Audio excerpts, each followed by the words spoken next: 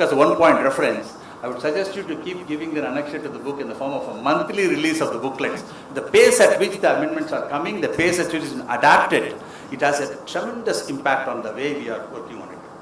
And IBC, if at all, it's a trend-setting legislation which is continuing to shape the course of the stressed asset resolution. The biggest credit, if I wanted to give for this IBC, this is something. It is aiming for resolution rather than liquidation, which we have been, as a banker, we deeply look into it right from the day one, the account is financed. If at all we wanted to reach a situation where it is a win-win for both the parties, this side and that side, creditor and debtor, there has to be a handshake distance. This handshake distance is achieved by the resolution rather than liquidation. So definitely this absolutely gives that comfort. In fact, this is a significant shift from one of the major facts as a banker, I would say. Debtor in possession regime is changing into the creditor in control regime, which is one of the promising act of this. Mr. Dhanapal has put in his heart and soul into it.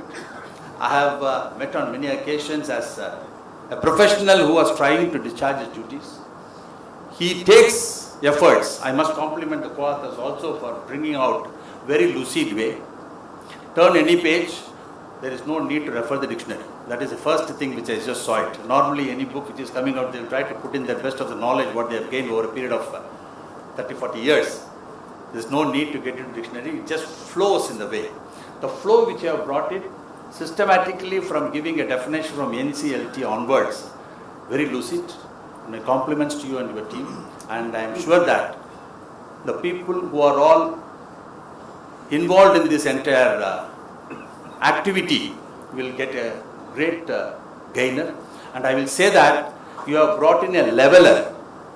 Now if you come as an RP to me, I will refer your own book and then tell you that which are the points you are not making it to me.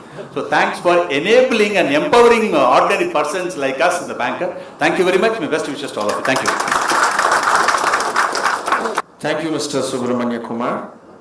Nokia refused Android and Yahoo refused Google. And what happened is history. Lessons is moral of the story of these two is take risk, embrace the changes, and if you refuse to change with time, you might not sustain. We have our next speaker, and he is actually close to every one of us every day, right from the time when I am aware about what is happening in this world. Newspaper means I am only reminded of and fond of till date The Hindu. We have with us the next speaker, Sri N. Ram, Chairman of Kasturi and Sons Limited. And recently, few years back, they have also launched The Hindu Tamil newspaper. I had a very fond opportunity, nice opportunity to be with them as part of their GST awareness campaign across Tamil Nadu. They have done a wonderful job, independently taking not without any political or government initiative. Independently, they have taken initiative to create awareness for GST, and whether I have traveled with them or they have made me to travel with them, it was a wonderful experience sharing podium along with the dignitaries, especially on GST, on Tamil. We used to address Tamil pesuvom. Enga Chennai, Madurai, Sivagasi, nook and corner of the country, they have organized a program on GST awareness. Padma Bhushan Sri N. Ram, 72 years young, chairman of the Hindu Publishing Group and former editor-in-chief of the Hindu and Group publication, is a political journalist. He has written on a range of socio-political subjects and specialized in investigative journalism. He is the co-biographer of the Indian writer R.K. Narayan, and his most recent work is Why Scams Are Here to Stay, Understanding the Political Corruption in India. Mr. Ram was elected President of the Contemporary India section of the 72nd session of the Indian History Congress. Some of the honors include for journalism Padma Bhushan and Sri Lanka's highest civilian honor given to non-nationals. Like Bharat Ratna in India, it is Sri Lanka Ratna.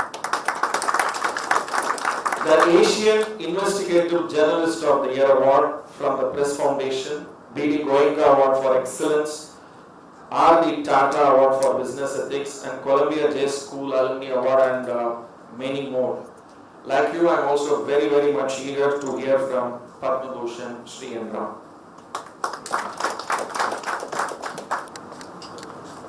Honorable Justice Kripakaran, Judge of the Madras High Court, respected fellow speakers, friends, I am very happy to be associated with this launch, the launch of this guide to the National Company Law Tribunal and the Appellate Tribunal, Law and Practice. So Dhanapal, with whom we have had a professional association, Dhanapal with his practice, and two of his partners have worked very usefully and insightfully to produce this book. The commendations in the book bring out the characteristics of the book, and Mr. Rajagopal has already brought out a very important point. I think that it covers both substantive law and procedural law in this particular area, and he has also given it high praise, saying, I know his and his brothers' law collections, GRs for example, and they are reputed, and if he says here openly that this is one of the best books that he has come across on a particular field, I think that is high praise indeed. I got this book yesterday. In fact, I must say that I believe that books must be bought, and I'm quite uncomfortable when you get 1, 2, 3 copies of a book in a launch function. Of course, we will share it with others or return it to the organizers, because these books are quite expensive, are valuable, and a lot of people would like to get their hands on it. I think the pricing is reasonable. Reference was made to R.K. Narayan, the great Indian writer, and he used to say that books should not be released. They should be picked up from the shelves of libraries and bookshops. But books also have to be launched so that people come to know about the book, the fact that there is this book, and also what the book offers, going into some detail, providing insights on, for example, the 2 aspects of law that have been referred to. So I particularly appreciate the fact that this book has got a good reception already, to judge by the number of people here. As the foreword points out by our honorable judge, it's involved a lot of hard work. It's characterized by clarity in a complex area, he says. And I think as a layman, but with a lot of experience of company law matters, my friend Arvind Pandyan knows this, that we have been before the company law board and what came after it also in our corporate domain. And we know that disputes of this kind take a long time to be resolved. And talking to Mr. Rajagopal before this, I learned quite a few things. That the idea of entrusting these matters to specialized tribunals has a long history. And during the previous government, a lot of tribunals were set up. And today, I think we have to look carefully at the staffing patterns and how long they take to do their work, to accomplish what they were set up to do. So without any implication, negative or positive about this work, I think the idea that we need specialized tribunals, that's covered by the Constitution, and indeed in the end of the first chapter, in the sum up, there's a very useful note, very useful summary of what the idea was and where it is today. But the idea of specialized tribunals as quasi-judicial bodies to help the justice system in India to overcome, to some extent, the problems of the law's delays, I think is a progressive idea and a sound idea, but in practice, I think we have faced many problems when you have judicial members and technical members and sometimes inadequate staffing, so that lawyers and others involved wait for a long time, as well as the victims of the law's delays. So I think the idea that which this book covers is a very important one. I also learned from Mr. Rajagopal that there was an attempt to bypass high courts earlier, and the Supreme Court in a 1994 decision said that can't be done because in the scheme of the Constitution. I think these are very important things because you can't take shortcuts and go straight to the Supreme Court in the name of speeding things along. So there are various aspects here, but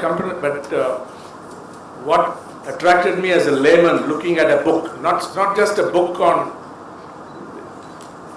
NCLT or NCLAT, but as a book which starts out to be a guide so that people can rely on it, go back to it, not necessarily in one go, but repeatedly, in installments or partially, looking at the organization of the book.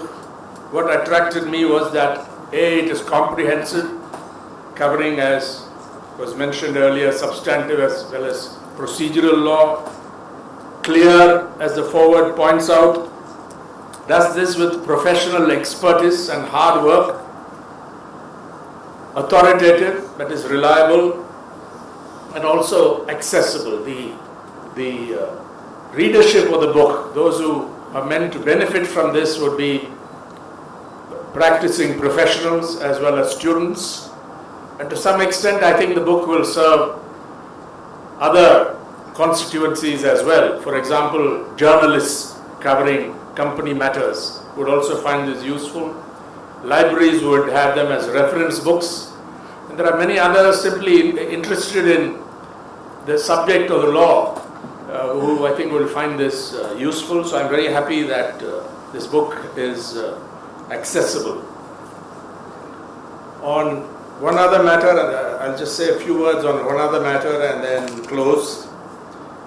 This also seeks to cover the experience with the Insolvency and Bankruptcy Code of 2016, which is a project in the making. A lot has been written on it, and there is also a lot of uncertainty about it. And talking to some people who have participated in the discussions on it, I learned a couple of things. One is that while much of the preceding discussion and reform of something that was overdue focused on bankruptcies of companies, the insolvencies of individuals and partnership firms has also been brought under the code, and there are many unresolved matters. But one thing that struck me was that in India, where many companies are controlled by promoters, the concern is that who's going to run them after they go through the process, liquidation and so on. Will they come back? Will they be allowed to come back and carry on business as usual or business in a slightly different way, but doing the same thing, running the business to the ground for whatever reason, sometimes beyond their control? Or will the law be able to keep up with this jugad, this attempt to somehow manage to carry on business as usual without having to pay for the risks taken, pay for the losses and so on. These are issues that are of interest to more than company secretaries, lawyers and so on. A lot of us would be interested in those matters. For example, should the criminal law apply in these cases? What is criminality when it comes to bankruptcy and insolvencies and so on? There are many cases on this, and these are wider issues on which we are interested. I thought, I haven't read the section of the book which also covers the insolvency and bankruptcy code. A committee has been set up